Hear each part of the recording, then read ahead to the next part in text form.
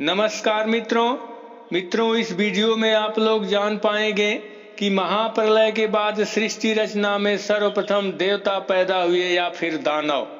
इसके साथ ही आप लोग यह भी जान पाएंगे कि हर युग में मनुष्य रूप में दानव कैसे पैदा होते हैं और उनका अंत कब होता है। और हम इस प्रसंग को विशेष रूप से मत्स्य महापुराण के आधार पर बताएंगे।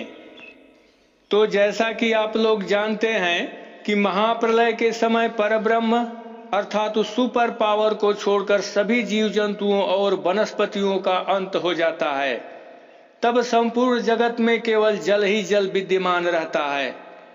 इस प्रकार जगत के एक आर्णव के जल में निमग्न हो जाने पर परम कांतिमान हंस स्वरूपी नारायण पृथ्वी को जल से भली भांति आच्छादित कर विशाल रेतीले टापू के मध्य में स्थित महार्णव के सरोवर में अनेकों हजारों युगों तक शयन करते हैं।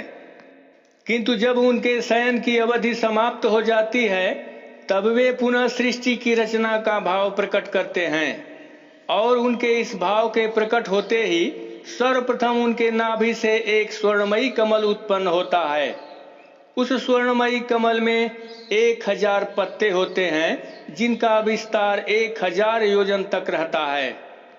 तब उस स्वर्णमयी कमल ने संपूर्ण लोकों की रचना करने वाले ब्रह्मा को उत्पन्न किया। किंतु कमल और ब्रह्मा जी के उत्पन्न होने के बाद नारायण पुनः अपने स्थान पर शयन करने लगे। उसी समय भगवान के योग निद्रा के वशीभूत शयन करते समय मधु नामक महान असुर उत्पन्न हुआ जो ब्रह्मा जी की तपस्या में विघ्न स्वरूप था। तत्पश्चात उसी के साथ रजोगुण से युक्त कैटभ भी उत्पन्न हुआ। रजोगुण और तमोगुण से युक्त एवं विघ्न स्वरूप उत्पन्न हुए वे दोनों महाबली तामसी असुर एक आर्णव के जल में संपूर्ण जगत को क्षुब्ध करने लगे। उनकी छाती मोटी और भुजाएं लंबी थी। उनका शरीर विशाल पर्वत के समान था। चलते समय वे पैरों को इस प्रकार रख रहे थे मानो समुद्र को उछाल रहे हों। इस तरह जल में विचरण करते हुए वे दोनों असुर ब्रह्मा जी के पास पहुंचकर उनसे कुछ इस प्रकार कहे। श्वेत रंग की पगड़ी बांधे 4 भुजाधारी एवं कमल के मध्य में स्थित तुम कौन हो? तुम मोहवश नियम धारण कर यहाँ शांत चित्त होकर क्यों बैठे हो? कमल जन्मा, तुम यहाँ आओ और हम दोनों के साथ युद्ध करो। तुम्हें उत्पन्न करने वाला कौन है? उनके इस प्रकार से पूछे जाने पर ब्रह्मा ने कहा, जो ध्यान से परे एवं हजारों नेत्रों वाले हैं उस परम पुरुष को तो लोग अद्वितीय बतलाते हैं, परंतु तुम दोनों कौन हो? मैं तुम दोनों के नाम और कर्म को जानना चाहता हूं।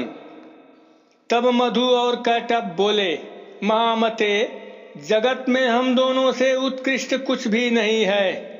हम दोनों तमोगुण और रजोगुण द्वारा विश्व को आच्छादित कर रखा है।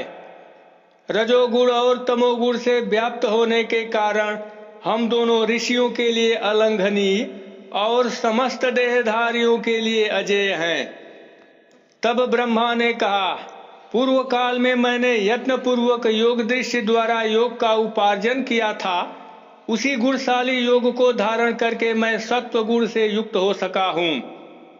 और जो योग नाम वाले अर्थात परब्रह्म नारायण हैं, जिनसे सात्विक, राजसिक और तामसिक प्राणियों की उत्पत्ति होती है, वे ही देव अर्थात नारायण ही तुम दोनों का वध करेंगे। ठीक उसी अवसर पर श्रीमान नारायण ने शयन करते हुए ही अपनी माया से अपने बाहु को अनेकों योजन के विस्तार वाला बना लिया। तब दीर्घ बाहु वाले भगवान की उस भुजा से खींचे जाते हुए वे दोनों दैत्य अविनाशी ऋषिकेश के निकट जा पहुंचे और उन्हें नमस्कार कर सामने खड़े होकर इस प्रकार बोले, देव, हम दोनों आपको विश्व का उत्पादक, अद्वितीय और पुरुषोत्तम जानते हैं। आप हम दोनों की रक्षा करें। हम लोगों की ऐसी बुद्धि का कारण किस प्रयोजन की सिद्धि के लिए है? आपका दर्शन अमोघ होता है, इसलिए आपका दर्शन करने यहाँ आए हैं और हम दोनों आपसे अद्भुत वर प्राप्त करना चाहते हैं। तब भगवान ने कहा, श्रेष्ठ असुरों, तुम लोगों की क्या अभिलाषा है? शीघ्र वर मांगो। तुम लोगों ने अपनी आयु तो दे दी है, अब तुम लोग पुनः एकांत में कैसे जीवित रहना चाहते हो? तब मधु और कैटभ बोले, सामर्थ्यशाली देव, जिस स्थान पर कोई भी न मरा हो वहां हम अपनी मृत्यु चाहते हैं। साथ ही महाव्रत, हमारी वह मृत्यु आपके ही हाथों होनी चाहिए। तब श्रीमान भगवान ने कहा, ठीक है, भविष्य काल में तुम दोनों असुरों में श्रेष्ठ होकर उत्पन्न हो जाओगे, इसमें संदेह नहीं है। इस प्रकार विश्व में श्रेष्ठ सनातन सुरवर भगवान ने उन दोनों महान असुरों को वर प्रदान करने के पश्चात रजोगुण और तमोगुण के उत्पत्ति स्थान स्वरूप उन दोनों असुरों को अपनी जांघ पर सुलाकर उनका कचूमर निकाल लिया। किंतु मित्रों, इस प्रसंग को यदि ध्यान पूर्वक देखा जाए तो इसमें 3 गूढ़ रहस्य छिपे हुए हैं। वे 3 गूढ़ रहस्य सतोगुण, रजोगुण और तमोगुण के रूप में हैं, जिसमें नारायण से उत्पन्न सतोगुण से ब्रह्मा जी पैदा हुए, जिनके गुण शाश्वत और अविनाशी हैं, जो नारायण को सबसे प्रिय है।